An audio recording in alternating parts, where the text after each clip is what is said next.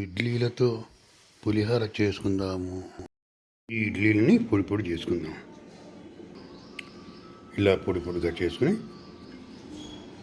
సిద్ధం చేసుకోవాలి. మూకుడు వేడి చేసి దాంట్లో నూనె వేయాలి. నూనె కొద్దిగా కాగనివ్వాలి. ఇందులో ముందుగా పచ్చిమిరపకాయలు వేసి వేయించాలి. మిరపకాయలు ఈ మొత్తం వేగిన తర్వాత ఈ రెండు ప్లేట్లు పెట్టుకుందాం.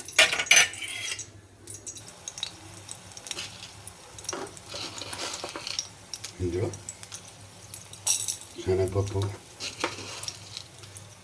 మినపప్పు, ఆవాలు ఇవి కాస్త వేయించాలి. ఇవి మాత్రం వేగిన తర్వాత ఎండుమిరపకాయ వేయాలి. తర్వాత కరివేపాకు వేసేయాలి.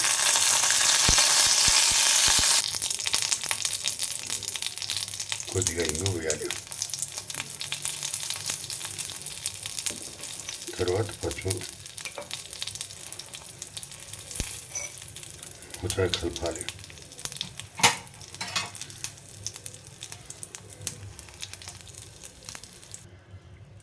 పప్పులు నోటి కింద పడితే బాగుంటుంది, కానీ మరీ అంత వేగిపోయిన తర్వాత కరకరం ఉంటాయి. కాబట్టి కొద్దిగా వేగిపోతుంది. మామూలుగా మన చింతపండు పులిహోర చేసినట్టు వేసుకుంటా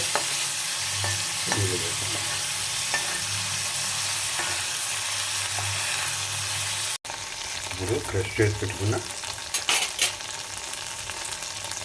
ఈ ఇడ్లీని జాగ్రత్తగా స్టవ్ ఆఫ్ చేసేయాలి.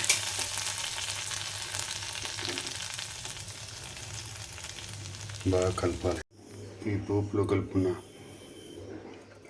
పొడి చేసిన ఇడ్లీలో ఇంతే ఉప్పు కొద్దిగా అన్నమాట. ఉప్పు వేసి